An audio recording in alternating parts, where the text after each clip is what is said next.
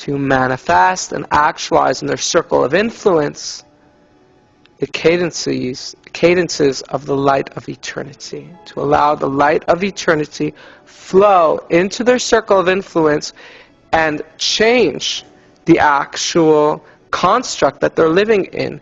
Because when eternity, when infinity hits a quotient, it breaks the construct and all is possible.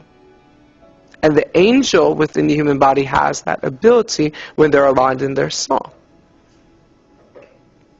When the law of attraction is used for healing, it is effective to the degree that the individual imparts the light of eternity into their circle of influence and broadcasts it forward. But healing,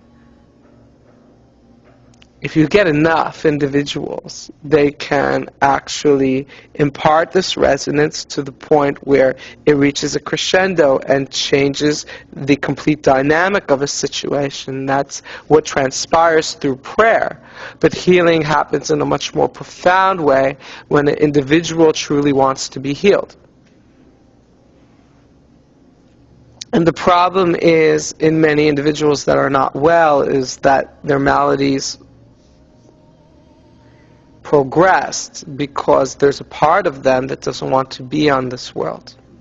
There's a part of them that's broadcasting with their angelic intention death and dying, hopelessness, need, wants, not wanting to be here, wanting to be somewhere else.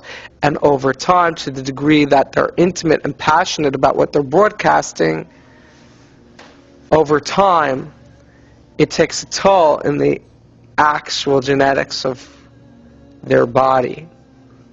And it's very difficult to use the law of attraction to heal an individual that doesn't want to be healed, that doesn't want to be here. Instead, the law of attraction should be used to recognize the individual's grandeur and grace and higher self, so that the individual will then witness their glory and magnitude and have a change of heart. I want to exist. I want to be. I want to learn.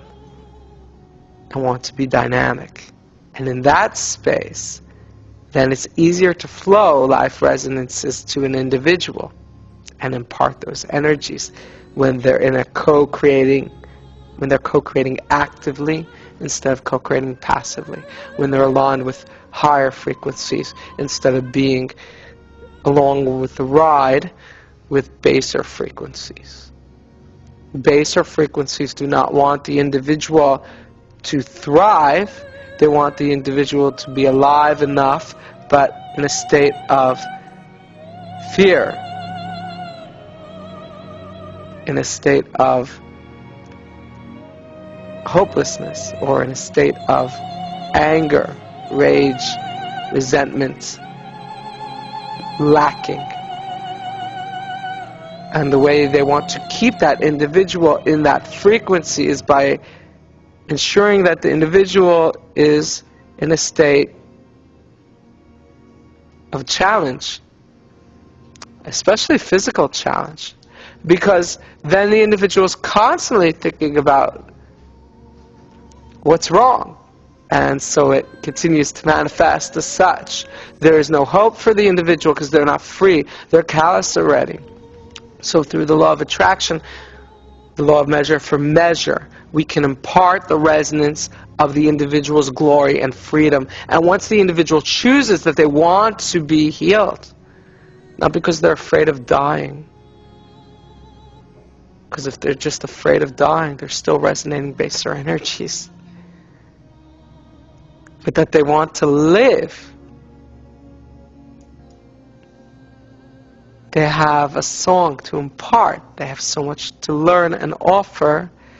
Then it is more potent for individuals to impart their frequency of life unto another.